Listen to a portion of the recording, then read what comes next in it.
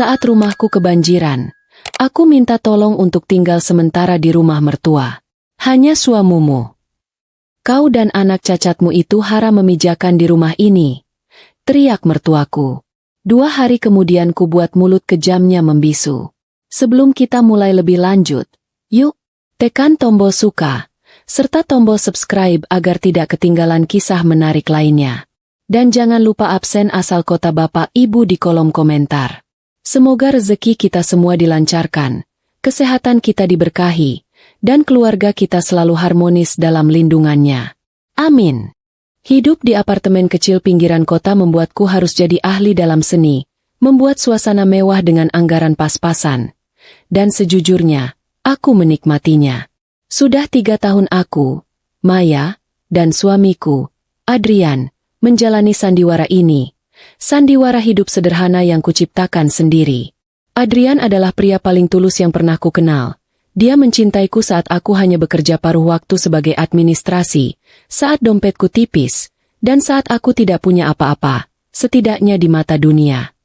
Kami sangat bahagia, walau terkadang aku harus menahan tawa saat melihat Adrian panik menghitung receh di akhir bulan. Kalau saja dia tahu, tagihan apartemen kecil kami itu bahkan tidak sebanding dengan biaya makan siang tim legal pribadiku. Kesenangan kecil kami yang paling berharga adalah Nabil, putraku yang berusia 4 tahun. Nabil terlahir dengan kondisi fisik yang memerlukan penggunaan penyangga khusus di kakinya, sebuah kruk ringan yang membuatnya berjalan sedikit berbeda, tapi dia adalah anak paling riang dan cerdas yang pernah ada. Kami tidak pernah memandangnya sebagai kekurangan, melainkan sebagai keunikan yang membuat kami bertiga semakin kuat. Adrian sering bercanda, Nabil ini sudah seperti pangeran dari negeri dongeng. Dia punya alat bantu jalan eksklusif yang tidak dimiliki anak lain. Kelucuan ini selalu menghangatkan hatiku, mengingatkanku mengapa aku memilih pria ini, pria yang melihat emas, bukan debu. Namun, cinta tulus itu datang bersama konsekuensi, dan konsekuensi itu bernama Ibu Ratna, ibu mertuaku. Ibu Ratna tinggal di Bukit Asri, sebuah kompleks perumahan super elit yang, ironisnya, dikembangkan oleh salah satu perusahaan patungan milikku. Rumahnya adalah sebuah mansion kolonial modern yang selalu ia sebut istana. Baginya, hanya uang dan status yang berhak memijakan kaki di karpet persia ruang tamunya. Sejak awal, aku adalah aib, menantu miskin, yatim piatu, dan yang paling parah, melahirkan anak yang tidak sempurna di matanya. Setiap pertemuan adalah sesi interogasi tentang kenapa Adrian tidak kunjung mendapatkan kenaikan gaji yang layak, atau mengapa aku tidak memakaikan Nabil pakaian yang lebih pantas, agar tidak menarik perhatian negatif. Aku selalu menunduk, tersenyum, dan menerima semua cemooh itu, karena aku tahu, aku sedang menguji Adrian, dan dia selalu lulus dengan nilai sempurna. Sore itu, segalanya berubah. Hujan sudah turun tanpa henti sejak semalam, membuatku resah. Apartemen kami terletak di area yang dikenal rentan terhadap pergerakan tanah. Aku sedang menidurkan Nabil saat Adrian masuk. Wajahnya pucat. Dia tidak sempat bicara banyak. Suara gemuruh dahsyat dari luar, diikuti getaran keras, memecah keheningan. Lampu mati. Panik melanda. Kami tidak punya waktu untuk mengemasi apapun. Suara retakan dinding membuat Adrian berteriak, menarikku keluar. Syukurlah, Nabil sudah berada di gendongan Adrian. Kami berhasil keluar hanya dengan pakaian di badan, kruk kecil Nabil, dan tas kecil berisi dokumen penting yang selalu kusimpan terpisah. Hanya 5 menit setelah kami melarikan diri, bagian belakang apartemen kami ambruk ditelan longsoran lumpur. Kami kehilangan rumah. Udara dingin menusuk tulang. Lumpur menempel tebal di mana-mana. Nabil menangis, ketakutan, dan kruknya hilang tertelan lumpur. Adrian menggendongnya di punggung, menyisakan tas dokumen untukku. Kami berdiri di tepi jalan, sendirian, melihat sisa-sisa kehidupan kami hanyut bersama air bah. Kami benar-benar tidak punya tempat tujuan. Semua teman dan kerabat kami tinggal di area rawan bencana yang sama. Kita ke rumah ibu, ya. Adrian akhirnya memecah keheningan. Suaranya terdengar putus asa. Aku mengangguk, tanpa berkata-kata. Tentu saja, Hanya rumah Ibu Ratna yang berada di perbukitan aman yang bisa kami jangkau. Ini adalah langkah terakhir, dan aku tahu itu akan menjadi momen yang sangat buruk, tapi keselamatan Nabil adalah segalanya. Kami berjalan tertatih-tatih, menembus sisa-sisa genangan yang dingin, menahan malu, dan mengabaikan rasa perih di kaki. Setiap langkah terasa seperti memohon belas kasihan, sesuatu yang paling kubenci. Perjalanan ke Bukit Asri terasa seperti berjalan dari neraka ke surga yang beku. Begitu kami memasuki gerbang keamanan elit, jalanan langsung bersih, kering, dan rumah-rumah di sana berdiri megah dan kokoh, mengabaikan bencana di bawah. Kontrasnya begitu menyakitkan. Rumah Ibu Ratna adalah yang paling besar, dengan lampu sorot terang benderang yang menyorot tanaman hias mahal. Adrian menggedor pintu marmer besar itu dengan sisa-sisa tenaga, sambil terus memeluk Nabil. Pintu terbuka. Sosok Ibu Ratna berdiri di ambang pintu, mengenakan piyama sutra ungu yang mahal. Dia terlihat seperti baru terbangun dari tidur siang yang nyenyak. Wajahnya yang biasa keras kini diliputi kejutan dan segera berubah menjadi jijik saat melihat kami yang penuh lumpur. "Mau apa kalian datang malam-malam begini? Kotor sekali?" tanyanya. Suaranya dipenuhi nada menghina yang khas. Adrian menunduk, suaranya tercekat. "Bu, tolong. Rumah kami longsor. Kami kehilangan segalanya. Kami hanya minta izin tinggal sementara sampai keadaan membaik." Nabil kedinginan. "Bu." Ekspresi Ibu Ratna tidak melunak. Dia justru menyipitkan mata, menatap ke arahku dan Nabil. Matanya seolah memindai setiap inci tubuh kami yang basah dan berlumpur. Dia mendengus, lalu menoleh ke Adrian. "Kamu, Adrian, kamu boleh masuk. Kamu anakku." Jeda yang ia ambil terasa panjang, mencekik. Aku tahu apa yang akan terjadi selanjutnya. Aku bisa merasakannya. Adrian menoleh ke arahku, penuh harap. Nabil yang kedinginan berusaha menyembunyikan wajahnya di bahu ayahnya. Lalu Ibu Ratna meledak. Suaranya menusuk, tajam, seperti pecahan kaca. "Tapi kau, menantu tak berguna, dan anakmu itu, anak cacatmu itu, kalian haram memijakan kaki di rumah ini." Kata itu, kata haram, kata cacat. Kata itu menghantamku seperti godam, lebih keras daripada longsor yang meruntuhkan rumahku. Bukan hanya statusku yang dihina, tetapi Nabil, darah dagingnya sendiri. Dia menggunakan kondisi fisik Nabil sebagai senjata untuk menusuk hatiku. Adrian terbelalak. Wajahnya memerah karena amarah dan rasa malu yang luar biasa. Ia hendak membantah, tetapi Ibu Ratna memotongnya. "Rumah ini tidak ada tempat untuk orang-orang yang hanya membawa sial. Biar suamimu saja yang tinggal di sini. Kamu dan anakmu itu, pergi saja ke posko pengungsian. Tempat sampah memang seharusnya berkumpul dengan sampah." Tiba-tiba, sebuah mobil lain berhenti di belakang kami. Dari mobil itu, keluarlah Dina, adik Adrian, bersama putranya. Penampilan Dina juga basah, tetapi tidak seburuk kami. Wajah Ibu Ratna langsung berubah 180 derajat. Senyum lebar, penuh kasih sayang, langsung merekah di bibirnya. "Oh, Dina, ya ampun, nak, kamu juga kebanjiran? Ayo cepat masuk. Sayang, di atas masih ada banyak kamar kosong, ruang bermain untuk cucu kesayangan ibu," teriaknya, mengabaikan kami sepenuhnya. Pemandangan itu adalah pukulan terakhir. Melihat perlakuan kontras itu, melihat Nabil menggigil dan mendengarkan hinaan keji itu, sesuatu di dalam diriku patah, lalu mengeras. Rasa sakit dan malu itu tersingkir, digantikan oleh ketenangan yang mematikan. Aku menatap mata Adrian. Aku melihat kemarahan, tetapi juga kebingungan dan kekalahan. Dia ingin melawan, tapi itu adalah ibunya. Aku mengambil keputusan. Aku menarik tangan Adrian dengan lembut. "Kita pergi, Mas," bisikku. Suaraku tenang. Adrian menatapku. Matanya memohon maaf. Dia tahu ini adalah kegagalan terbesarnya sebagai seorang suami. Tanpa berkata apa-apa lagi, dia berbalik, memeluk Nabil erat, dan berjalan bersamaku menjauhi istana beku itu. Kami kembali ke kegelapan. ke lumpur, ke dingin. Ibu Ratna hanya memandang sinis dari balik pintu, tertawa puas. Tawa yang segera akan kuredam.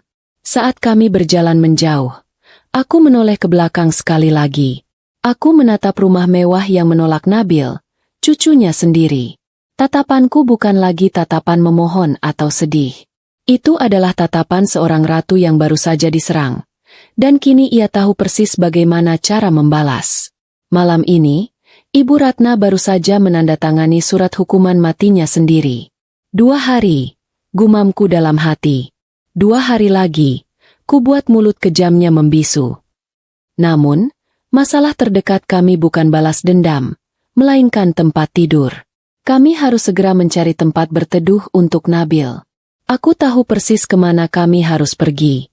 Bukan ke posko pengungsian yang kumuh, tetapi ke tempat yang Adrian pikir kami takkan pernah mampu memijaknya. Aku harus mengakhiri sandiwara kemiskinan ini. Ini sudah cukup. Kita ke Hotel Grand Paragon, Mas. Kataku, suaraku tiba-tiba tegas.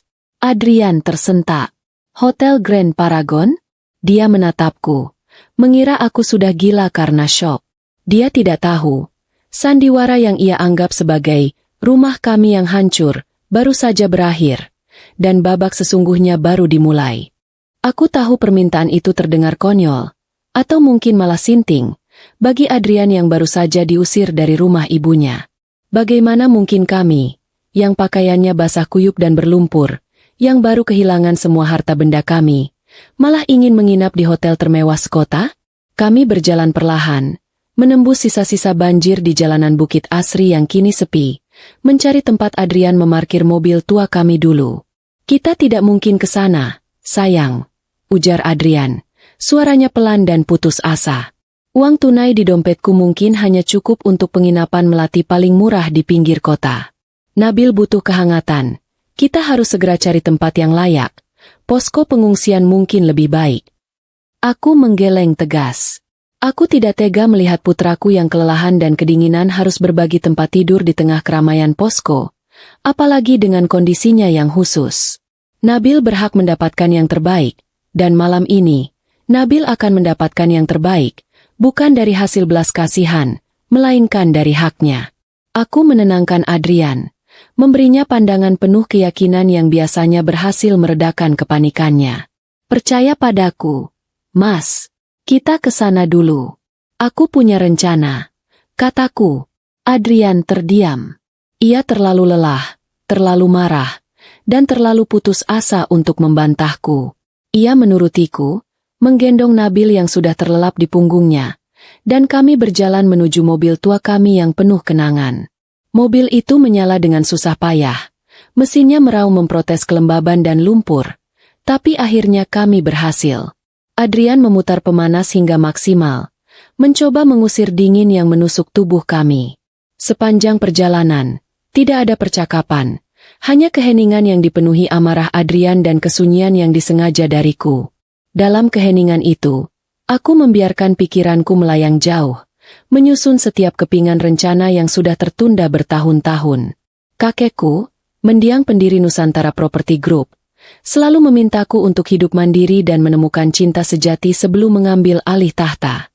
Dia melihat betapa banyak kerabat dan teman yang hanya mengincar hartaku setelah orang tuaku meninggal. Aku setuju. Aku menyembunyikan identitasku. Aku mendaftarkan sebagian besar asetku atas nama yayasan dan holding company yang tidak tercantum dalam silsilah keluarga. Dan aku menikmati 3 tahun hidup, normal, bersama Adrian. Aku berhasil menemukan ketulusan sejati, sesuatu yang tidak bisa dibeli dengan miliaran uang. Namun, semua ketulusan itu kini ternodai oleh cemoohan keji Ibu Ratna. Kami tiba di depan The Grand Paragon Hotel. Kemegahannya terasa kontras luar biasa dengan mobil tua kami yang berlumpur. Lampu kristal lobi memancarkan cahaya keemasan yang membuat kami terlihat seperti pengemis yang tersesat. Seorang petugas berseragam rapi segera menghampiri. Tapi tatapannya tidak bisa menyembunyikan rasa heran dan menilai. Adrian menggenggam tanganku. Ia merasa sangat tidak nyaman, seperti tikus yang masuk ke sarang kucing. Kita salah tempat, Mei, bisiknya. Aku tidak menjawab. Aku keluar dari mobil, merapikan sedikit pakaianku yang lepek, dan berjalan lurus menuju meja resepsionis. Aku menggendong Nabil yang terbangun karena suara bising, dan aku memeluknya erat-erat, seolah melindunginya dari tatapan menghakimi Ibu Ratna yang seolah mengikuti kami. "Selamat malam, ada yang bisa saya bantu, Nyonya?" Sapa resepsionis muda itu dengan senyum yang dipaksakan. Matanya jelas-jelas menilai jilbabku yang basah dan kotor. "Aku mau kamar," jawabku singkat. "Tentu. Kami punya deluxe suite dengan pemandangan kota yang indah." "Aku mau presidential suite," potongku tanpa ragu. Wajah resepsionis itu membeku. Adrian, yang baru saja masuk ke lobi dan berdiri di belakangku, hampir menjerit. Dia menarik lenganku. Panik. "Sayang, apa yang kamu lakukan? Itu harganya puluhan juta per malam. Kita tidak punya uang sebanyak itu." Aku menoleh ke Adrian sebentar.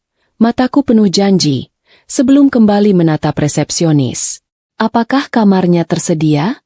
"Untuk 1 minggu," tanyaku. Resepsionis itu menelan ludah. "Tentu saja tersedia.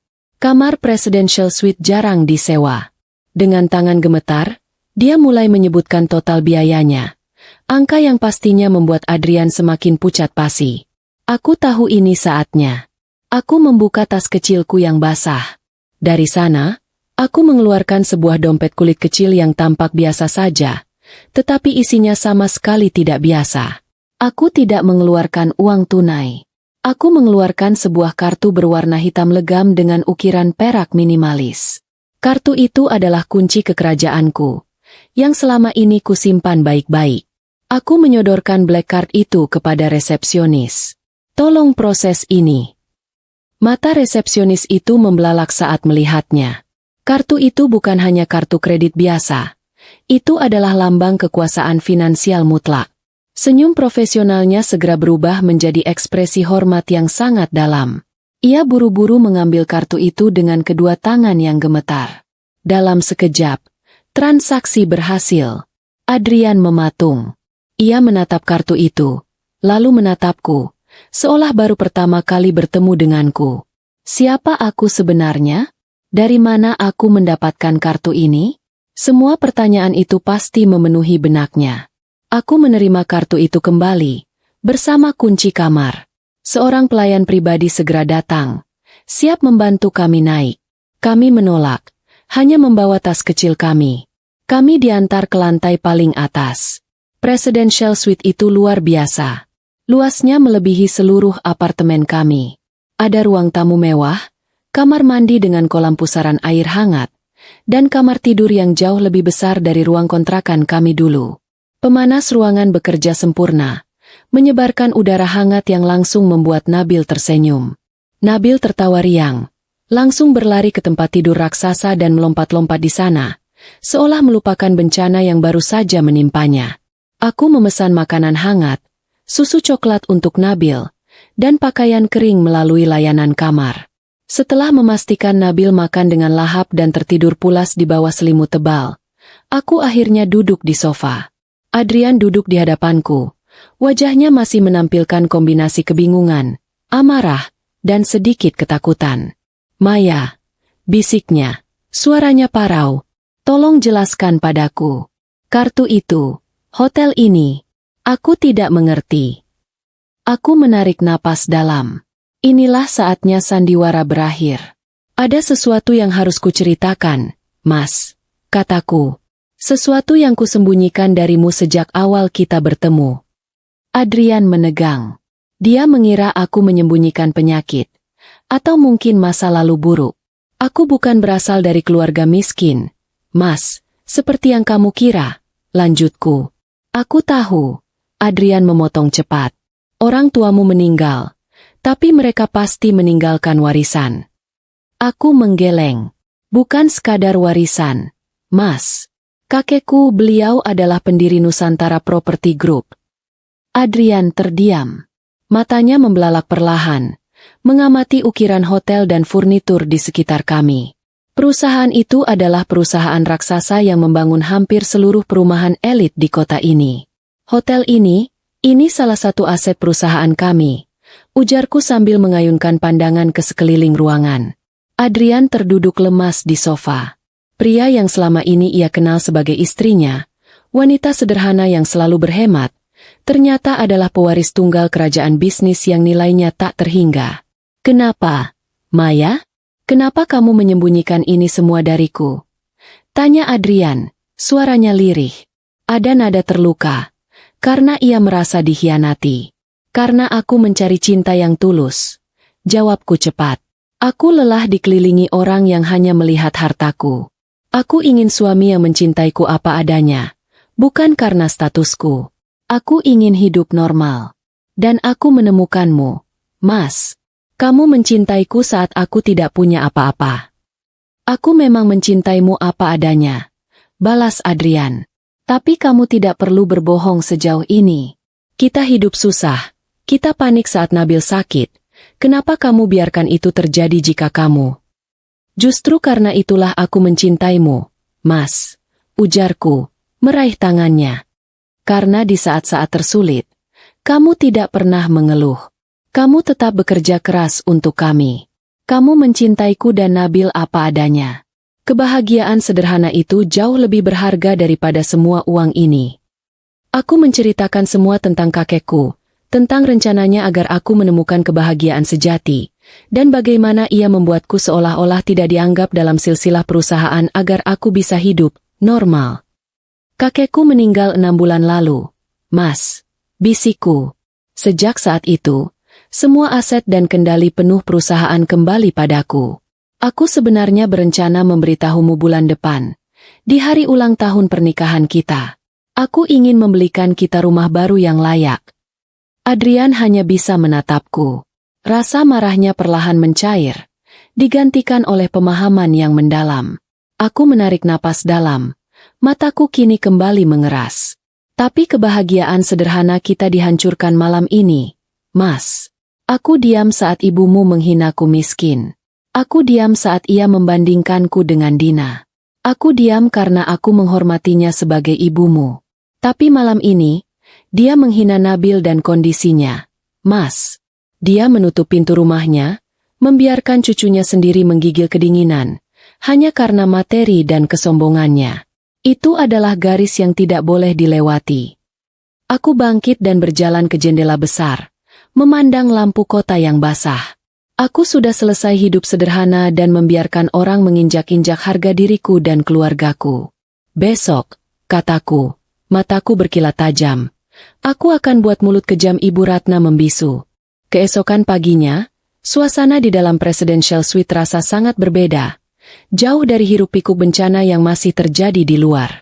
Sinar matahari pagi menembus jendela kaca raksasa, menerangi ruangan yang mewah dan hangat. Nabil sudah bangun, tertawa riang sambil menonton kartun di televisi layar datar besar, melahap sereal dari layanan kamar. Bencana semalam serasa hanyalah mimpi buruk yang jauh.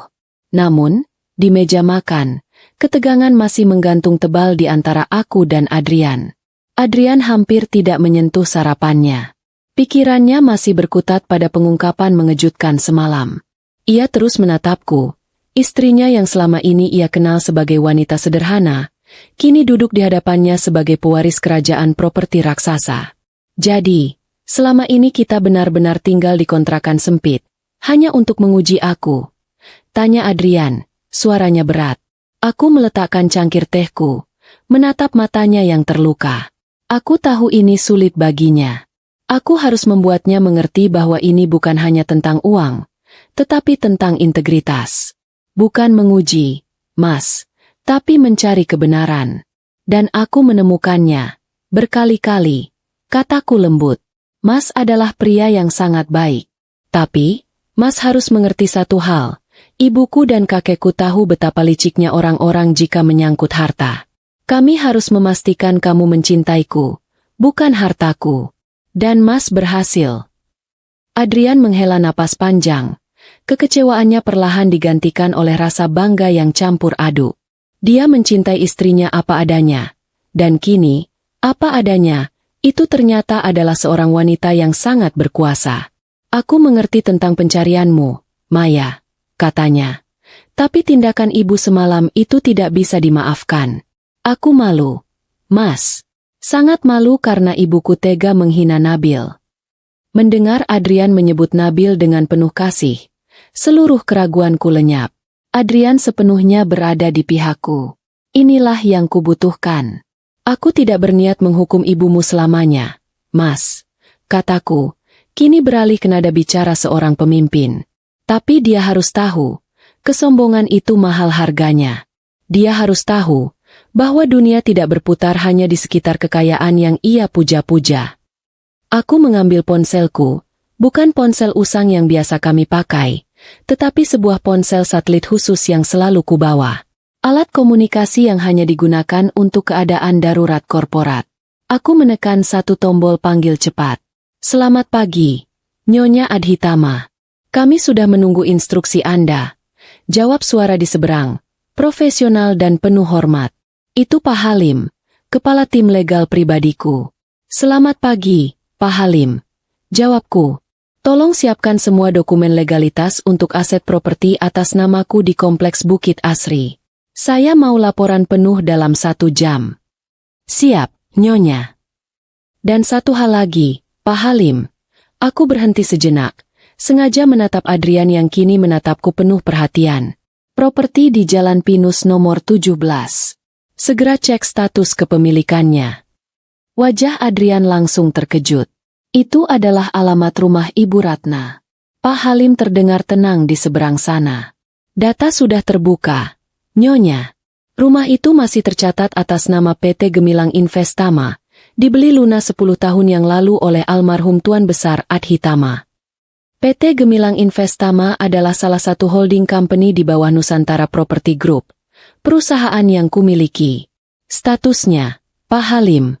Tanyaku, terdaftar atas nama Nyonya Maya Adhitama. Seharusnya properti itu diserahkan sebagai hadiah pernikahan kepada Tuan Adrian, tetapi almarhum Tuan Besar menundanya atas permintaan Nyonya sendiri, jelas Pak Halim. Kenyataan itu menghantam Adrian lebih keras daripada longsor semalam. Jadi, selama ini Ibu Ratna, yang begitu sombong dan angkuh, ternyata tinggal di rumah mewah yang dibelikan oleh kakekku untuk kami? Rumah itu, yang menolak Nabil dengan kejam, adalah hak milik Nabil dan ayahnya. Adrian menggeleng, tidak percaya betapa butanya ia selama ini. Aku menatap Adrian, mataku memancarkan api dingin. Aku menundanya, Mas, karena aku tahu jika kita langsung tinggal di rumah mewah itu, ibumu akan berpikir aku mengincar hartamu. Aku ingin kita memulainya dari nol. Kini, nol itu sudah berlalu. Aku kembali berbicara kepada Pak Halim, suaraku sedingin es di puncak gunung. Pak Halim, saya mau rumah itu dikosongkan. Penghuni yang ada di sana sekarang adalah penghuni liar yang tidak punya hak tinggal, terutama setelah mereka mengusir pemilik aslinya tadi malam. Siapkan tim legal dan keamanan. Berikan surat peringatan hari ini juga. Beri mereka waktu 24 jam untuk berkemas. Ada sedikit jeda. Dikosongkan, Nyonya? Penghuninya adalah Ibu Ratna, kerabat Tuan Adrian. Tidak ada toleransi, Pak Halim, potongku tegas. Besok pagi, tepat jam 10, aku akan datang untuk melakukan inspeksi akhir. Rumah itu akan dialih fungsikan. Segera laksanakan. Baik, Nyonya. Akan segera kami laksanakan, jawab Pak Halim, menyadari keseriusan situasiku. Aku menutup telepon.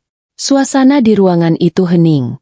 Hanya suara Nabil yang menonton kartun yang terdengar. Adrian menatapku dengan mata berkaca-kaca. Ia tidak marah. Ia terkejut, sekaligus bangga. Maya, kamu serius? Kamu akan mengusir ibuku sendiri? Tanyanya, hampir tak bersuara. Aku berlutut di depannya, memegang kedua tangannya yang dingin.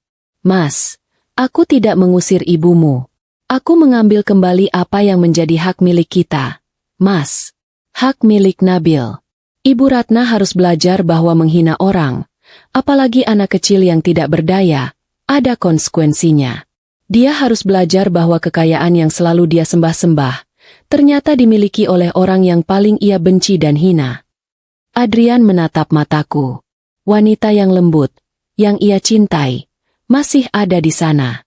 Tetapi kini, wanita itu dilindungi oleh aura kekuasaan yang tak bisa ditembus.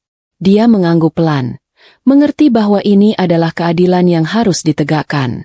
Jauh di Bukit Asri, Ibu Ratna dan Dina sedang menikmati teh hangat dan kudapan lezat di rumah besar yang seolah kebal bencana. Mereka sedang asyik menertawakan nasib kami, membayangkan betapa menderitanya kami di posko pengungsian. Mereka tidak tahu, di saat yang sama, tim legal yang rapi dan profesional sedang dalam perjalanan menuju pintu depan mereka, membawa surat yang akan menjungkir balikan seluruh dunia mereka dalam 24 jam ke depan. Tawa renyah Dina bercampur dengan tawa puas Ibu Ratna. Pasti mereka kedinginan, Bu.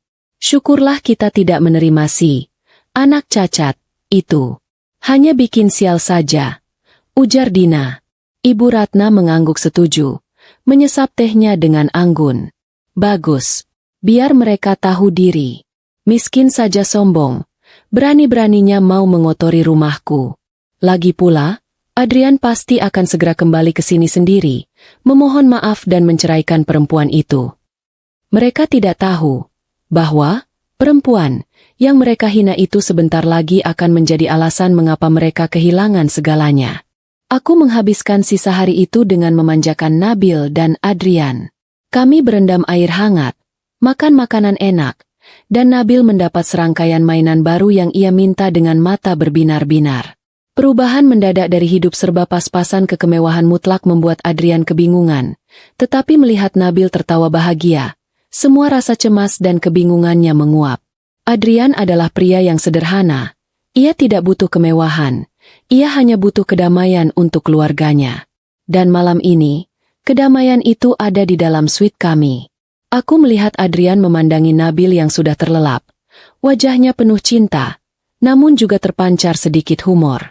Adrian menoleh padaku, senyumnya canggung.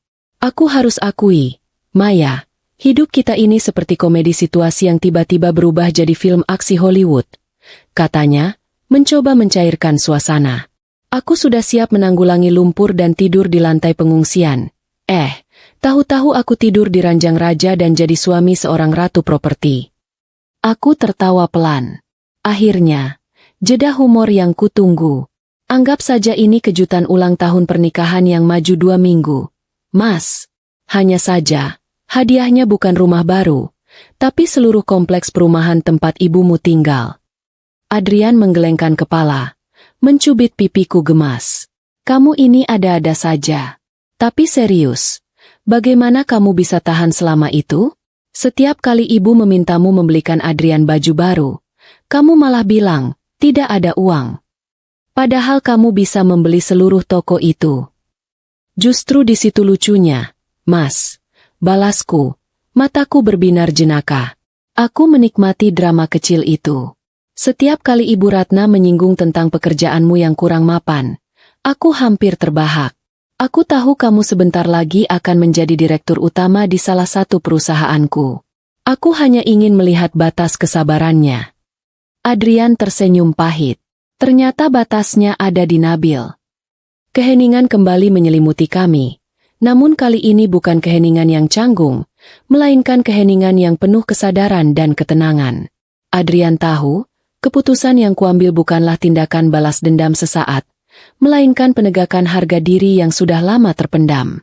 Menghina seorang menantu yang miskin bisa dimaafkan, tetapi menghina seorang anak berkebutuhan khusus adalah dosa tak terampun.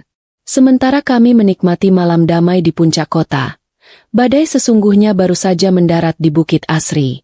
Ibu Ratna dan Dina baru saja selesai menonton berita tentang bencana longsor, sambil menyeruput kopi mahalnya.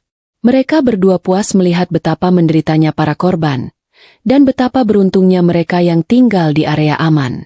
Tawa mereka yang sinis terhenti ketika bel pintu rumah berbunyi nyaring. Ibu Ratna menyuruh asisten rumah tangga membukanya. Di ambang pintu, berdirilah 2 pria berjas rapi, membawa map kulit hitam tebal. Wajah mereka serius, dan mereka memperkenalkan diri sebagai tim legal Nusantara Property Group. Kami datang membawa surat perintah pengosongan properti di Jalan Pinus nomor 17. Ujar salah satu pengacara itu, suaranya datar. Ibu Ratna tertawa terbahak-bahak. Tawa yang sangat kuat, sedikit menyemburkan kopi di mulutnya. Pengosongan? Kalian pikir ini rumah sewa murah di pinggir kali? Kalian salah alamat. Ini rumah milikku. Ini rumah di kompleks elit. Siapa yang kalian suruh kosongkan? Kalian ini pasti penipu. Satpam. Pengacara itu tidak tersenyum, tidak menunjukkan emosi apapun. Ia hanya menyodorkan sebuah dokumen tebal. Nyonya, mohon diperiksa. Status kepemilikan properti ini tercatat atas nama Nyonya Maya Adhitama di bawah PT Gemilang Investama. Kami memiliki sertifikat resmi, dan ini adalah pemberitahuan pengosongan paksa karena Anda dan keluarga telah menyalahgunakan properti, dan yang paling utama, telah mengusir pemilik sah properti tersebut tadi malam. Seketika itu juga, tawa Ibu Ratna membeku. Wajahnya yang tebal lipstik langsung pucat pasi. Dina, yang tadinya asyik memotret tas barunya, langsung tersentak. Maya, menantu gembel itu? Kalian gila, teriak Ibu Ratna. Suaranya nyaris pecah. Ia merebut dokumen itu dengan tangan gemetar. Dina membacanya. Nama perusahaan, stempel notaris, dan nama Maya Adhitama tertera jelas di sana. Dina terhuyung mundur. Bu, ini tidak mungkin. Nusantara Property Group itu, perusahaan raksasa. Pengacara itu melanjutkan dengan suara monoton, memotong kepanikan mereka. Tenggat waktu pengosongan adalah besok pagi, pukul 10. Seluruh barang akan dikeluarkan secara paksa oleh tim keamanan. Kami mohon kerjasamanya. Dan pastikan tidak ada barang milik Nyonya Adhitama yang hilang. Ibu Ratna merasa dunianya runtuh. Dia tidak mengerti bagaimana menantu yang ia hina tadi malam, yang ia suruh tidur di posko pengungsian, yang ia sebut gembel dan pembawa sial, tiba-tiba menjadi pemilik sah dari rumah mewahnya. Otaknya mencoba mencari-cari penjelasan. Mungkinkah ini semua kebetulan? Mungkinkah Maya hanyalah pion dari seorang bos besar? Sambil menangis histeris, Ibu Ratna menendang kursi dan merobek surat perintah itu. Tidak. Ini tidak adil. Aku ibu dari Adrian. Kau tidak bisa melakukan ini. Pengacara itu tetap tenang, mengeluarkan salinan cadangan dari mapnya, dan meletakkannya di meja. Silahkan telepon polisi. Nyonya, semua sudah sesuai prosedur hukum. Kami tunggu besok pagi. Mereka membungkuk hormat, bukan pada Ibu Ratna, tetapi pada rumah itu, dan kemudian pergi. Ibu Ratna segera menelepon Adrian, menangis sesenggukan, mencoba memainkan kartu ibu yang tersakiti.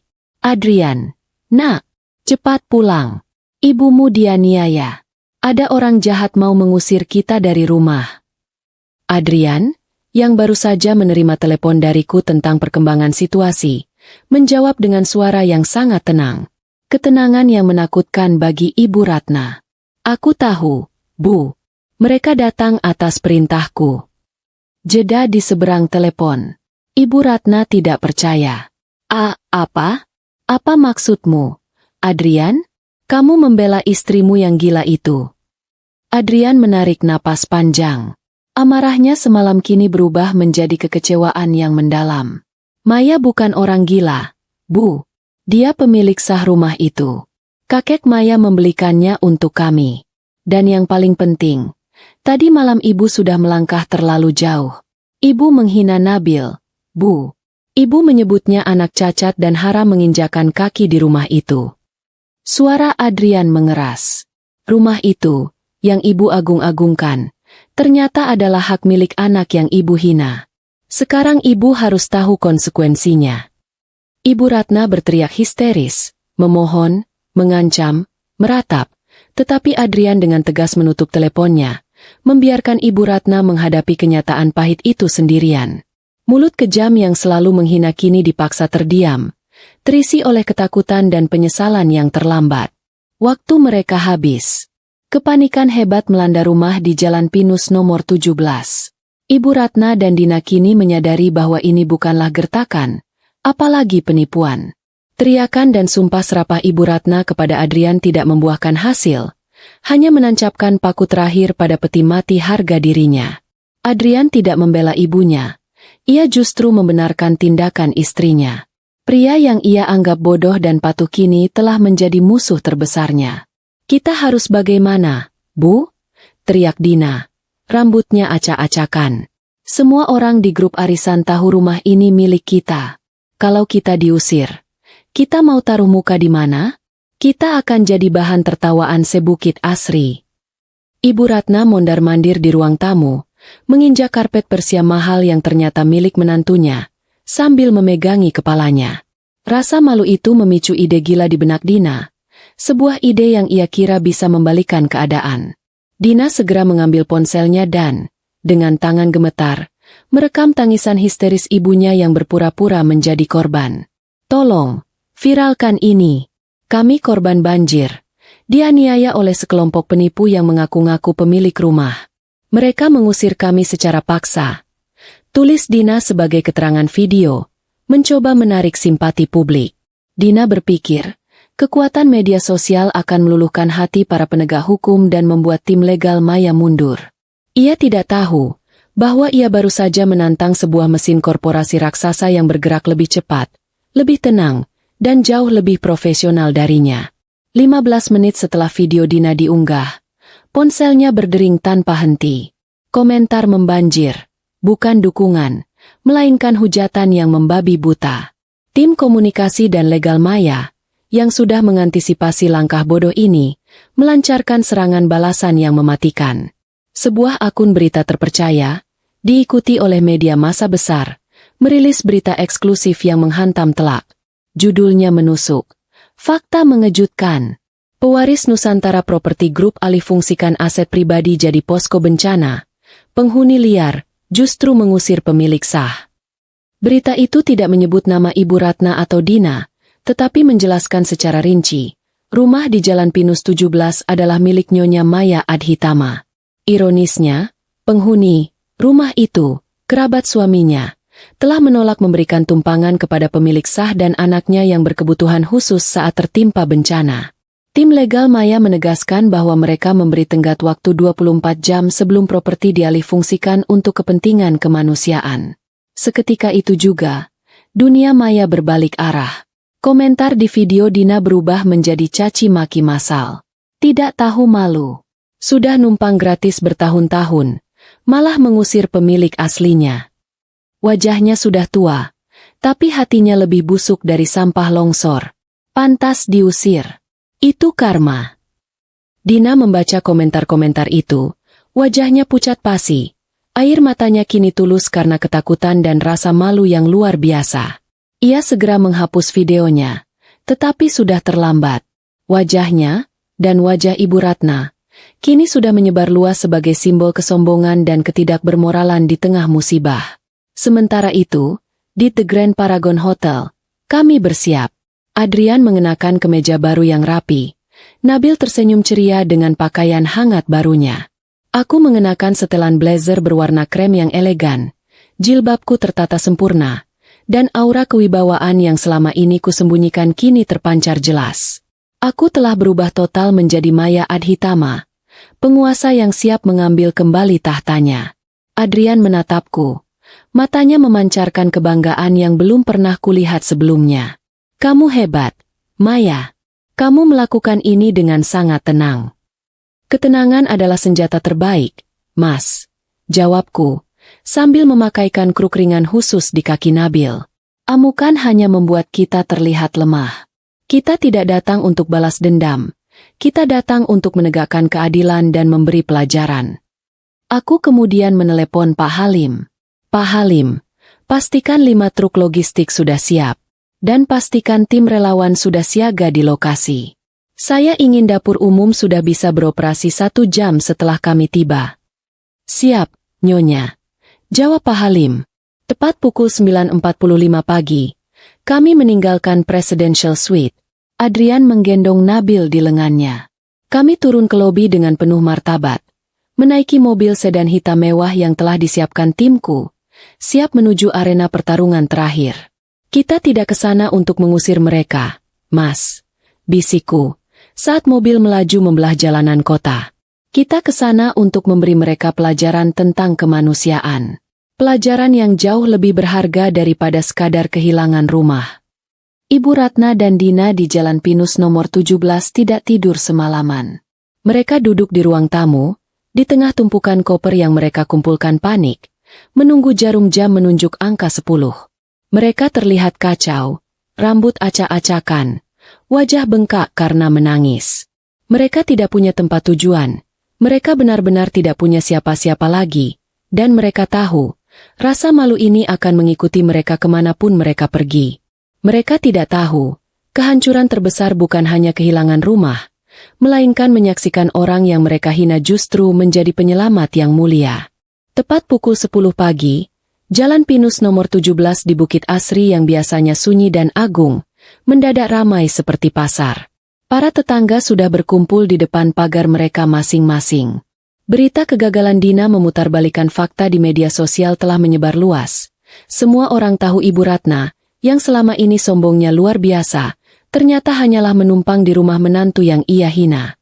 Mereka semua menantikan drama pengusiran. Di dalam rumah, Ibu Ratna dan Dina duduk membeku di atas koper. Mereka lemas, putus asa, dan tak bisa lagi memikirkan kemana mereka akan pergi. Mereka sudah kehilangan segalanya. Rumah, uang, dan yang terpenting, kehormatan di depan tetangga. Mereka hanya menunggu. Algojo, mereka datang. Suara gemuruh mesin berat terdengar dari kejauhan. Bukan satu, melainkan 5 truk besar berwarna putih, bertuliskan logo Nusantara Property Group Foundation, berbelok memasuki jalan. Truk-truk itu syarat dengan karung beras, kardus mie instan, tumpukan selimut, dan boks obat-obatan. Diikuti oleh beberapa mobil van berisi puluhan relawan berseragam rapi. Para tetangga terperangah. Mereka menyangka akan ada polisi, bukan iring-iringan bantuan kemanusiaan sebesar ini. Terakhir, sebuah sedan hitam mengkilap meluncur mulus, berhenti tepat di depan gerbang rumah nomor 17. Seorang pria berjas rapi, yang mereka kenali sebagai Pak Halim, segera keluar dari kursi depan. Ia berjalan sigap dan membuka pintu belakang. Perlahan, sepasang sepatu hak tinggi yang elegan menapak di aspal. Sosok wanita itu turun. Ia mengenakan setelan krem yang anggun, jilbabnya serasi, dan wajahnya memancarkan ketenangan absolut. Itu adalah Maya. Tapi ini bukan Maya yang mereka kenal. Bukan menantu sederhana yang selalu menunduk. Ini adalah seorang pemimpin, seorang ratu. Di sisi lain mobil, Adrian keluar, mengenakan kemeja bersih, dan ia terlihat tegar dan bangga. Ia membukakan pintu untuk Nabil. Nabil keluar, tersenyum riang dengan kruk kecilnya yang baru dan baju hangat yang lucu. Melihat Nabil, yang ia sebut anak cacat, kini berdiri di halaman rumahnya sendiri dengan penuh martabat, seluruh pertahanan Ibu Ratna runtuh. Saat Maya melangkah mantap menuju gerbang, Ibu Ratna tidak bisa menahan diri lagi. Rasa malu dan takut kehilangan segalanya mengalahkan kesombongannya. Ia berlari keluar, menerobos pagar, dan menjatuhkan dirinya ke tanah. Maya! Maya! Nak! Maafkan ibu! Teriak Ibu Ratna histeris, bersujud di kaki Maya, memeluk sepatu hak tingginya. Air matanya kini tulus, bercampur dengan lumpur sisa semalam. Ampuni ibu. Ibu hilaf. Ibu tidak tahu. Jangan usir kami, nak. Dina, melihat ibunya bersikap senekat itu, ikut menjatuhkan diri, menangis terseduh-seduh. Mbak Maya, kami salah, Mbak. Kami mohon. Jangan usir kami. Maya berhenti, berdiri tegak, membiarkan Ibu Ratna dan Dina menangis di kakinya. Adrian berdiri diam di sampingnya, memalingkan muka, tidak tega melihat ibunya menghinakan diri seperti itu. Tetapi ia juga tidak berniat menghentikan pelajaran yang sedang diberikan Maya. Ibu, panggil Maya. Suaranya tenang, jelas, dan cukup keras untuk didengar oleh semua tetangga yang menonton. Ibu Ratna mengangkat wajahnya, penuh harap. 2 malam yang lalu, lanjut Maya, matanya menatap lurus ke mata Ibu Ratna. Saat anakku menggigil kedinginan, aku berdiri di tempat ibu berdiri sekarang. Dan aku mendengar ibu berteriak bahwa rumah ini haram dipijak oleh anak cacat, ibu sendiri. Ibu Ratna menggeleng cepat. Air matanya membasahi pipinya. Ibu hilaf. Nak, ibu emosi. Maya tersenyum tipis. Senyum yang lebih dingin dari es. Ternyata ibu benar, katanya. Rumah ini memang terlalu sempit. Semua orang bingung. Rumah ini, ujar Maya, sambil memandang bangunan mewah di belakangnya. Terlalu sempit untuk menampung kebencian dan kesombongan ibu. Kalimat itu menghantam Ibu Ratna lebih keras daripada tamparan. Maya kemudian menegakkan tubuhnya. Ia tidak membuang waktu lagi untuk drama pribadi. Ia berbalik, menghadap kerumunan tetangga dan para relawan yang kini sudah siaga. Selamat pagi, bapak-bapak, ibu-ibu. Sapa Maya dengan suara lantang dan berwibawa. Perkenalkan, saya Maya Adhitama, pemilik sah dari properti ini. Terdengar gumaman kaget. Saya tahu kita semua sedang tertimpa musibah. Banyak dari kita yang kehilangan tempat tinggal dan kekurangan makanan. Oleh karena itu, Maya mengangkat tangannya. Mulai hari ini, detik ini juga, saya dan Nusantara Property Group Foundation memutuskan untuk mengalihfungsikan rumah ini. Maya tersenyum, menunjuk ke truk-truk logistik di belakangnya. Rumah ini, resmi saya buka sebagai pusat rehabilitasi dan shelter bencana khusus anak berkebutuhan khusus serta dapur umum untuk semua warga yang membutuhkan. Keheningan sejenak, lalu tepuk tangan meriah meledak. Para tetangga bersorak gembira, berterima kasih. Di tengah sorak-sorai itu, Ibu Ratna dan Dina masih terduduk di tanah. Mereka terabaikan. Mereka dilupakan. Mereka menjadi tontonan paling memalukan dalam hidup mereka. Maya telah mengambil segalanya dari mereka tanpa perlu berteriak. Hanya dengan satu pengumuman mulia. Pak Halim, segera mulai bekerja. Prioritaskan penerimaan anak-anak berkebutuhan khusus yang menjadi korban bencana. Pastikan Nabil yang akan pertama kali memijakan kaki di dalamnya. Adrian tersenyum, menggendong Nabil, dan berjalan di samping Maya menuju rumah yang sekarang sudah menjadi milik publik. Mereka melangkah, melewati Ibu Ratna dan Dina yang membeku dalam kehancuran, masuk ke dalam rumah mereka sendiri sebagai sang raja dan ratu yang baru saja merebut kembali tahta dan harga diri. Dalam hitungan jam, rumah mewah di Jalan Pinus nomor 17 berubah total, menjauh dari citra angkuh yang selama ini melekat padanya. Halaman depan, yang tadinya hanya dihiasi rumput Jepang terawat, kini dipenuhi tenda-tenda darurat dan kompor-kompor besar. Aroma bawang tumis dan nasi yang dimasak dalam jumlah besar mulai tercium, menggantikan aroma wangi bunga impor yang biasa dinikmati Ibu Ratna. Ruang tamu, tempat Ibu Ratna biasa memamerkan perabotan impornya, kini penuh dengan tumpukan kardus mie instan, selimut, dan obat-obatan. Para relawan sibuk bergerak, memilah bantuan, dan mengubah kemewahan menjadi kepraktisan. Nabil, bersama Adrian, menjadi orang pertama yang secara resmi menghuni rumah itu. Nabil tertawa riang, berjingkrak-jingkrak dengan kruknya, seolah merayakan kembalinya ke tempat yang seharusnya. Ia segera bermain dengan beberapa anak korban bencana yang juga memiliki kondisi khusus, mengisi rumah itu dengan tawa dan harapan. Sementara itu, di teras, Ibu Ratna dan Dina masih terduduk di samping koper mereka, terabaikan sepenuhnya. Tidak ada relawan yang menghampiri, tidak ada tetangga yang menyapa. Mereka menjadi patung yang tak terlihat di tengah kesibukan yang mulia. Setiap pujian yang dilontarkan para korban bencana kepada Nyonya Maya yang mulia, terdengar seperti cambuk di telinga Ibu Ratna. Rasa malu, amarah, dan pengkhianatan bercampur menjadi satu adonan pahit. "Bu, ayo kita pergi dari sini," bisik Dina. Air mata tak berhenti mengalir. "Aku tidak tahan. Kita akan jadi pelayan di rumah kita sendiri." "Pergi kemana, bodoh?" balas Ibu Ratna. Suaranya parau karena putus asa. "Rumahmu hancur. Rumah ini sudah direbut. Kita tidak punya uang. Tidak ada satupun teman yang mau membantu kita setelah si ular itu menyebarkan berita itu." Tepat pada momen keputusasaan mereka, Maya berjalan keluar. Kesibukan di sekitarnya seolah terhenti. Maya berdiri di depan ibu mertua dan adik iparnya. Wajahnya tenang, tidak ada kemarahan, hanya ketegasan seorang eksekutor. Adrian menyusul di belakangnya, berdiri tegak, memastikan ibunya tidak bertindak nekat. Ibu Ratna menatap Maya dengan pandangan memohon yang tersisa. Harapan kecil muncul di matanya. Mungkin Maya akan luluh. Mungkin ia akan diberi kamar. Jadi, kami boleh tinggal di sini, nak? Tanya Ibu Ratna lirih. Maya menatapnya sejenak. Oh, tentu saja kalian boleh tetap di sini, jawab Maya, jeda sebentar, lalu melanjutkan. Tapi bukan sebagai pemilik, bukan juga sebagai tamu. Wajah Ibu Ratna dan Dina langsung berubah cerah. Lalu seketika layu lagi. Maya menunjuk ke arah dapur umum yang sibuk, tempat beberapa wanita sedang mengupas bawang dan memotong sayuran dalam jumlah besar. Kalian lihat mereka? Kalian berdua akan menjadi relawan, kata Maya, nadanya datar. Dina terbelalak. Apa? Jadi babu di rumah ini? Aku tidak mau. Kau pikir kau siapa menyuruh-nyuruh kami?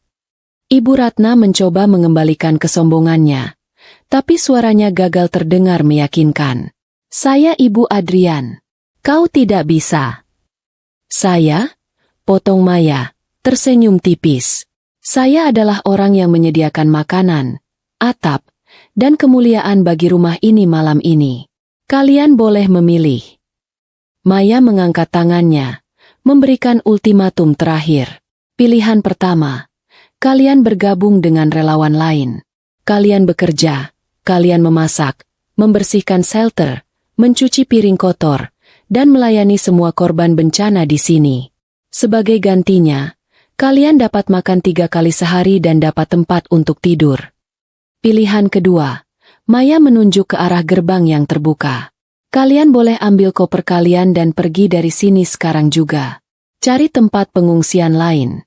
Ibu bisa mencoba peruntungan meminta kamar di rumah Dina, atau Dina bisa mencoba tidur di posko umum. Ibu Ratna dan Dina membeku. Ini adalah ultimatum yang kejam, sebuah hukuman yang jauh lebih menyakitkan daripada diusir. Bekerja seperti pelayan, atau menjadi gelandangan. Kamu tega melakukan ini pada ibumu sendiri.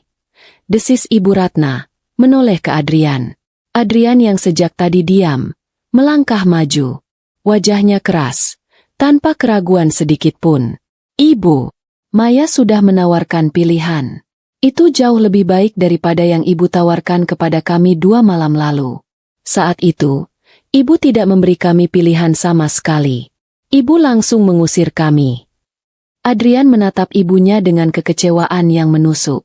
Pilihan ibu hanya 2, bekerja di sini dan dapat tempat tidur, atau pergi. Maya memanggil seorang koordinator relawan yang kebetulan lewat. Ibu ini dan mbak ini, katanya sambil menunjuk Ibu Ratna dan Dina. Mereka relawan baru. Tolong beri mereka pekerjaan. Koordinator itu mengangguk, lalu tersenyum ramah. Oh, ya. Satu lagi, kata Maya, seolah baru teringat sesuatu. Dia menatap Ibu Ratna. Ibu bilang dulu ada banyak kamar kosong di atas kan? Kamar-kamar kosong itu sudah saya siapkan. Kamar utama dipakai untuk ibu-ibu hamil. Kamar tamu untuk para lansia. Dan ruang bermain itu akan dipakai untuk anak-anak korban, termasuk anak-anak berkebutuhan khusus. Lalu kami tidur di mana? Tanya Dina panik. Maya menunjuk ke sebuah pintu kecil di dekat dapur belakang. Sebuah gudang sempit yang biasa digunakan untuk menyimpan alat-alat kebun dan barang bekas. Kalian berdua bisa tidur di gudang belakang itu. Itu adalah tempat tidur termewah yang bisa kalian dapatkan di rumah ini. Koordinator relawan kembali. Ia membawa 2 buah celemek kotor dan sekeranjang besar kentang yang masih penuh tanah. Silakan ibu, mbak, katanya sopan. Tolong kentangnya dikupas semua ya, untuk makan malam para pengungsi. Tangan Ibu Ratna gemetar saat menerima celemek itu. Ia adalah nyonya besar di Bukit Asri yang kukunya selalu terawat. Kini harus mengupas kentang kotor. Dina menatap pisau kupas di tangannya dengan ngeri. Ini adalah awal dari neraka pribadi mereka. Hukuman yang jauh lebih cerdas, dan jauh lebih menyakitkan, daripada sekadar pengusiran.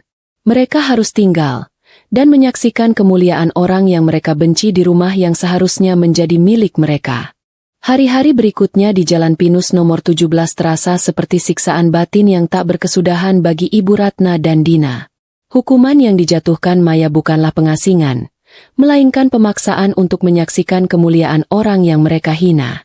Mereka dipaksa untuk hidup, bekerja, dan tidur di rumah mewah mereka sendiri, tetapi dalam kapasitas yang paling rendah dan memalukan. Pagi buta, sebelum azan subuh, mereka harus sudah bangun. Ibu Ratna, yang seumur hidupnya hanya tahu memerintah pembantu, kini harus bekerja di dapur umum di bawah pengawasan seorang koordinator relawan muda yang sigap dan tidak mengenal kompromi. Tangannya yang biasa berhias cincin mahal kini harus terbenam dalam air sabun yang kotor, menggosok panci-panci raksasa bekas memasak yang gosong. Sendi-sendi jarinya kaku dan kulitnya melepuh di hari pertama. Ketika ia mencoba mengeluh kelelahan, koordinator itu hanya tersenyum ramah dan berkata, "Semangat, Bu. Lihat, ibu-ibu korban banjir saja masih semangat membantu melipat selimut. Masa ibu yang sehat kalah?" Dina bernasib lebih buruk. Ia ditugaskan di bagian kebersihan, yang mencakup mengepel lantai ruang tamu yang kini becek karena lalu lalang para relawan dan korban, hingga membersihkan toilet-toilet darurat di halaman belakang. "Aku tidak mau. Ini menjijikkan," protes Dina pada awalnya, melempar alat pel. Namun, begitu ia melihat gerbang terbuka dan menyadari tidak punya tempat tujuan selain di jalanan, ia mengambil kembali alat pel itu dengan air mata berlinang. Rasa takut menjadi gelandangan jauh lebih besar daripada harga dirinya. Ironi terbesar terjadi pada setiap waktu makan. Ibu Ratna dan Dina yang dulu makan di meja makan marmer dengan piring-piring mahal, kini harus mengantre bersama ratusan korban lainnya. Mereka memegang piring kaleng, menerima jatah nasi, sayur lodeh, dan sepotong tempe, makanan yang sama persis dengan yang diterima para korban. Lebih menyakitkan lagi, terkadang yang membagikan makanan itu adalah Maya sendiri. Pernah suatu siang, Ibu Ratna berdiri di barisan antrean. Ia menundukkan kepalanya dalam-dalam, berharap tidak terlihat. "Ibu," panggil Maya. Suaranya normal, tanpa nada mengejek, tetapi justru itulah yang paling menyakitkan. Ibu Ratna gemetar. "Nasinya mau tambah?" tanya Maya, dengan ekspresi datar, bukan kasihan, hanya profesional. Ibu Ratna menggeleng. Maya meletakkan sepotong tempe di piring kalengnya, lalu beralih ke korban berikutnya. "Silakan, Pak. Selamat makan." Perlakuan normal itu menghancurkan Ibu Ratna. Ia diperlakukan sama persis seperti orang miskin yang selalu ia hina. Ia bukan lagi ibu mertua. Ia hanya salah satu dari kerumunan yang harus diberi makan. Setiap hari adalah pengingat betapa sombongnya ia dulu. Para tetangga yang datang untuk menyumbang atau sekadar melihat-lihat akan menunjuk ke arahnya, berbisik-bisik. "Lihat itu Bu Ratna, dulu sombongnya minta ampun. Sekarang dia yang cuci piring. Karma memang tidak pernah salah alamat." Bisikan-bisikan itu terasa seperti cambuk yang menghancurkan sisa-sisa harga diri Ibu Ratna. Adrian dan Nabil menjadi pemandangan yang tak terjangkau bagi mereka. Adrian kini menjadi kepala logistik, mengurus keluar masuknya bantuan. Wajahnya tampak lelah tetapi bangga. Ia tidak pernah berbicara kepada Ibu Ratna atau Dina kecuali untuk memberikan perintah singkat terkait pekerjaan. Tidak ada lagi panggilan, "Nak," dari Ibu Ratna. Tidak ada lagi candaan manja dari Dina. Mereka terputus. Sementara itu, Nabil menjadi bintang di pusat rehabilitasi. Dengan kruknya, ia berkeliling, bermain, dan tertawa riang bersama anak-anak korban lain. Ruang bermain di lantai atas, yang dulu disiapkan Ibu Ratna hanya untuk cucu dari Dina, kini dipenuhi tawa anak-anak. Nabil membuktikan bahwa ia bukanlah anak cacat, pembawa sial, melainkan sumber sukacita dan berkat di rumah itu. Suatu sore, Ibu Ratna sedang beristirahat di gudang sempit yang kini menjadi tempat tidurnya. Tangannya sakit, punggungnya pegal.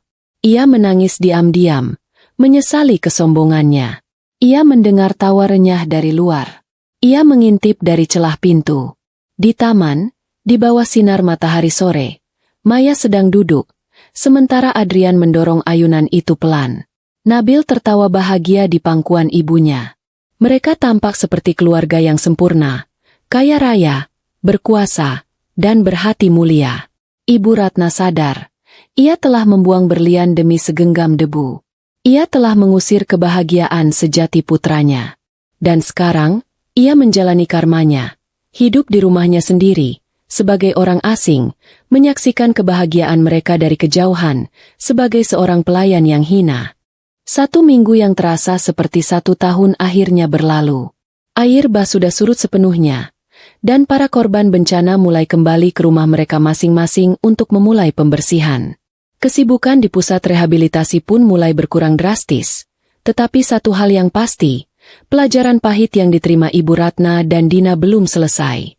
Mereka masih harus membersihkan sisa-sisa lumpur dan mengatur ulang logistik. Sementara Maya tetap mengawasi dari jauh. Pagi itu, Maya mengumpulkan semua relawan untuk mengucapkan terima kasih. Ia memberikan penghargaan dan bonus besar kepada setiap relawan, termasuk koordinator muda yang telah membimbing Ibu Ratna dan Dina. Setelah semua relawan pergi, Maya memanggil Ibu Ratna dan Dina ke ruang tamu. Koper mereka, yang tadinya mereka duduki di hari pertama, sudah diletakkan di dekat pintu.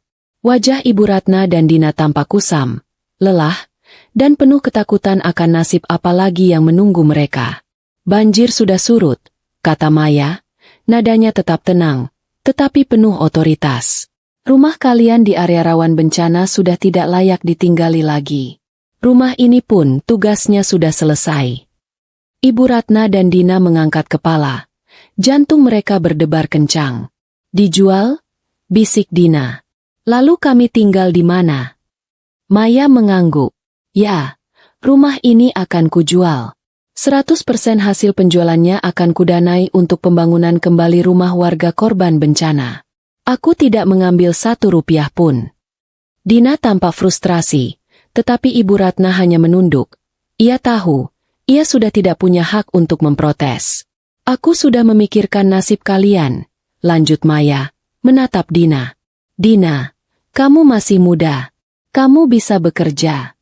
Aku akan berikan kamu pesangon. Maya menyodorkan sebuah amplop coklat tebal.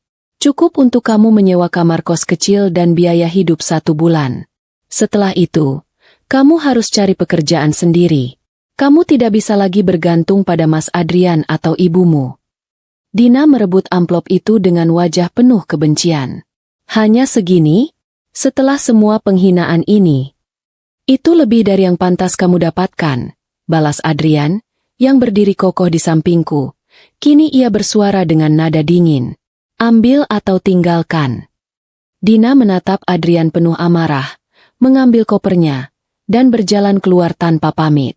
Ia menolak hidup susah di kampung, memilih berjuang di kota. Namun, tanpa koneksi dan tanpa keahlian, ia akhirnya menjalani hidup yang jauh dari gemerlap yang selalu ia pamerkan, terpaksa menjadi buruh cuci dari rumah ke rumah. Kini tinggal Ibu Ratna. Wanita tua itu menatapku dan Adrian dengan tatapan memohon. Tatapan yang belum pernah kulihat sebelumnya. Lalu aku, nak? Bisik Ibu Ratna, suaranya serak. Aku ikut kamu kan, Adrian?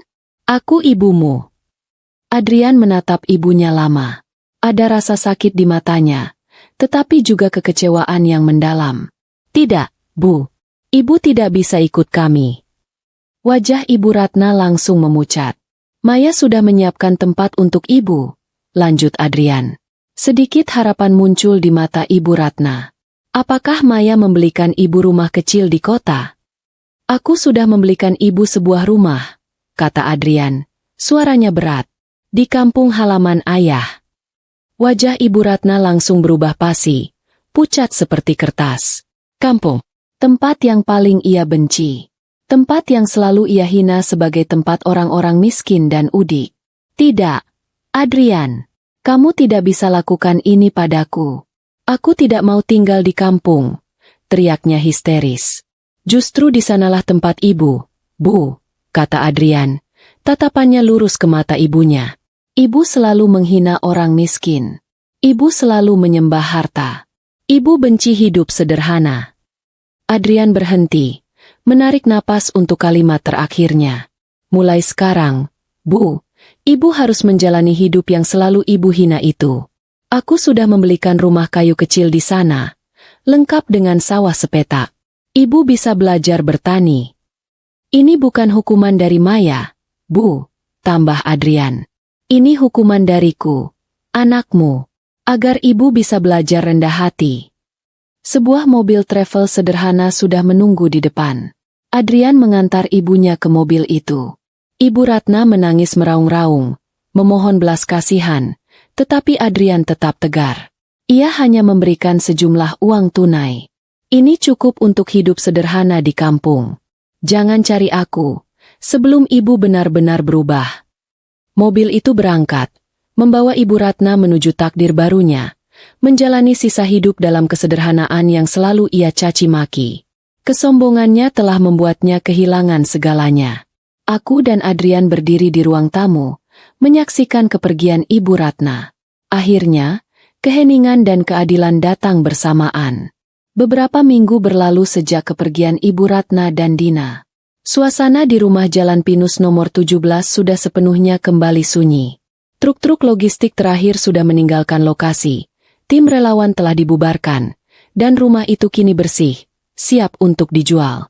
Setelah memastikan semua dokumen disiapkan dan hasil penjualan properti itu 100% didonasikan untuk membangun kembali rumah-rumah warga korban bencana, aku dan Adrian akhirnya menutup babak terakhir dari sandiwara hidup sederhana kami.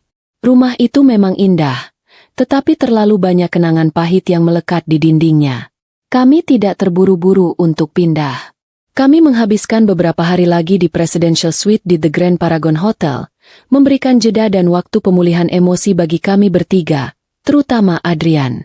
Meskipun ia tahu tindakan itu benar dan adil, mengusir ibu kandung tetap meninggalkan bekas luka. Aku membiarkannya memproses semua itu, memberinya ruang untuk mencintai ibunya dari jauh, sambil tetap memegang teguh prinsip bahwa harga diri Nabil adalah yang utama. Aku tahu, Adrian bangga padaku, bangga pada keberanianku, dan bangga pada cara kami menegakkan keadilan tanpa harus menjatuhkan diri ke level yang sama dengan mereka. Kamu sudah melakukan hal yang benar, Mas, kataku suatu malam, saat kami duduk di balkon suite, memandang kerlip lampu kota. Cinta kasih ibu kepadamu tidak pernah hilang. Tapi harga diri keluarga kita harus dijaga. Dia harus belajar. Dan hanya kesederhanaan yang selama ini ia hina yang bisa mengajarinya. Adrian memelukku erat, mencium puncak kepalaku. Aku tahu, sayang. Aku hanya tidak menyangka ini akan seberat ini. Tapi melihat Nabil tertawa riang, melihat dia tidak lagi terbebani oleh tatapan orang lain, itu sepadan. Terima kasih, Maya. Terima kasih sudah mengajariku arti keluarga yang sebenarnya. Pada hari yang telah ditentukan, mobil sedan hitam kami meluncur mulus, bukan menuju ke area perumahan, melainkan ke arah bukit paling tinggi di kota itu. Kami tidak sedang menuju ke rumah yang kami beli, melainkan ke rumah yang seharusnya kami tinggali sejak awal. Kakekku, selalu berpikir besar, telah menyiapkan properti utama ini sebagai hadiah terbesarnya untukku dan calon suamiku. Kami tiba di depan sebuah gerbang besar yang menjulang tinggi, terbuat dari besi tempa berwarna hitam elegan, dihiasi logo keluarga Adhitama yang minimalis. Gerbang itu terbuka otomatis, dan mobil kami memasuki halaman yang sangat luas, dihiasi dengan taman yang asri, air mancur besar, dan pepohonan rindang yang menawarkan privasi total dari hiruk-pikuk kota di bawah. Di sana, di tengah-tengah halaman yang luas itu, berdiri sebuah mahakarya arsitektur. Sebuah rumah yang jauh lebih besar dan lebih mewah daripada menshan Ibu Ratna di Bukit Asri. Rumah itu adalah perpaduan antara desain modern dan sentuhan tradisional Jawa yang anggun. Semuanya dibangun dengan bahan terbaik dan perhatian pada detail yang luar biasa. Cahaya matahari sore menyinari fasadnya, membuatnya terlihat seperti istana megah yang baru saja bangkit dari tidur panjangnya. Inilah rumah kami. Rumah yang seharusnya menjadi tempat Nabil tumbuh. Selamat datang di rumah kita, Mas. Bisikku pada Adrian, mataku berkaca-kaca. Bukan karena kemewahannya, tetapi karena perjalanan panjang dan berliku yang harus kami lalui untuk sampai ke sana. Adrian terdiam, tidak bisa berkata-kata. Ia hanya bisa menatap takjub. Ia turun dari mobil, menggendong Nabil, dan membiarkan Nabil berlarian di halaman rumput yang luas, sementara aku mengikutinya. Ini terlalu mewah, Maya, kata Adrian. Suaranya dipenuhi rasa tak percaya. Aku tidak pernah membayangkan. Aku tersenyum. Inilah yang kakek siapkan untuk kita, Mas. Dia bilang, setelah semua pengorbanan dan sandiwara itu, aku berhak memiliki tempat yang paling damai dan indah di kota ini. Sebuah tempat yang tidak akan ada lagi suara-suara sumbang yang bisa mencap Nabil atau aku. Sebuah tempat yang hanya diisi oleh cinta. Kami berjalan masuk. Interior rumah itu terasa hangat, elegan, dan menenangkan.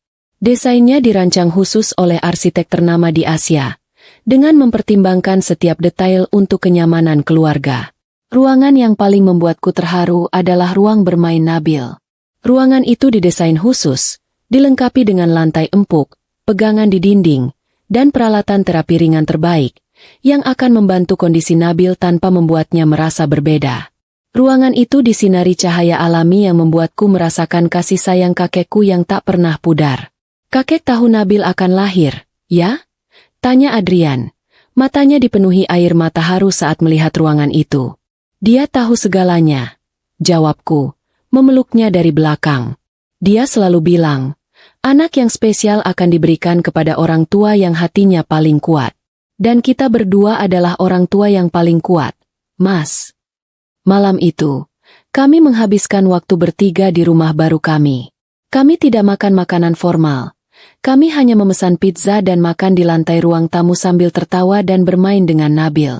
Rasa lelah, rasa sakit hati, dan semua drama yang kami hadapi dalam beberapa minggu terakhir seolah terhapuskan oleh kehangatan dan kebahagiaan sederhana di antara kami bertiga. Sementara kami menikmati awal baru ini, nasib Ibu Ratna di kampung halaman ayah Adrian adalah kebalikan total. Hidup yang selalu Ibu Ratna hina sebagai hidup orang udik, kini menjadi kenyataan pahitnya. Ia dipaksa tinggal di rumah kayu sederhana yang dibelikan Adrian, sebuah rumah yang jauh dari kemewahan, tanpa pendingin udara, tanpa pelayan, dan tanpa arisan sosialita.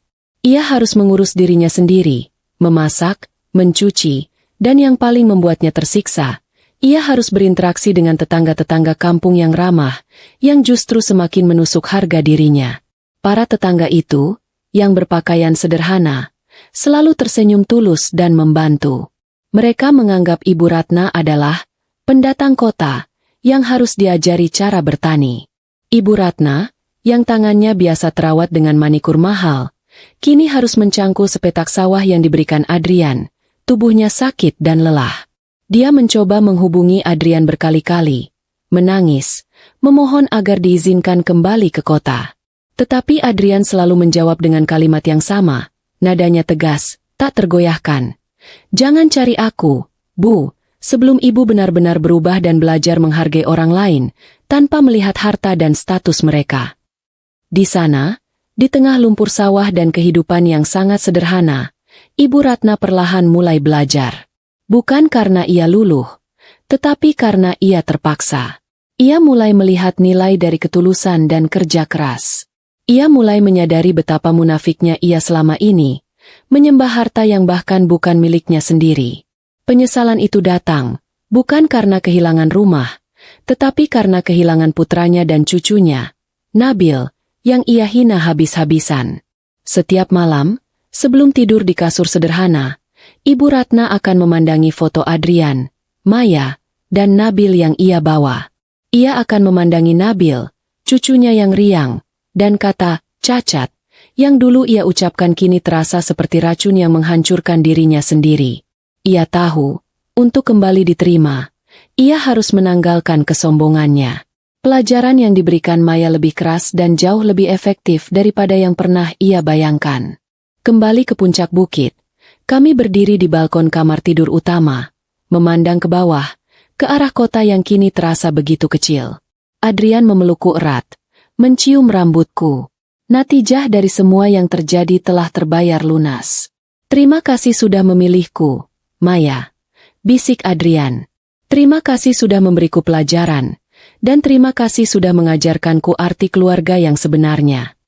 Aku tersenyum, menyandarkan kepalaku di dada suamiku. Harta sejati kita adalah keluarga kecil ini, Mas, jawabku. Dan yang paling penting, harga diri Nabil. Harga diri yang tidak akan pernah kita biarkan diinjak-injak oleh siapapun lagi. Nabil, di ruang tamu, sedang tertawa riang, bermain dengan mainan barunya. Tawa Nabil adalah penanda bahwa keadilan telah ditegakkan. Kami tidak hanya memenangkan pertarungan melawan mertua yang jahat, tetapi kami juga memenangkan pertarungan untuk integritas dan harga diri keluarga kecil kami. Akhir yang bahagia, yang didapatkan dengan harga yang pantas dibayar.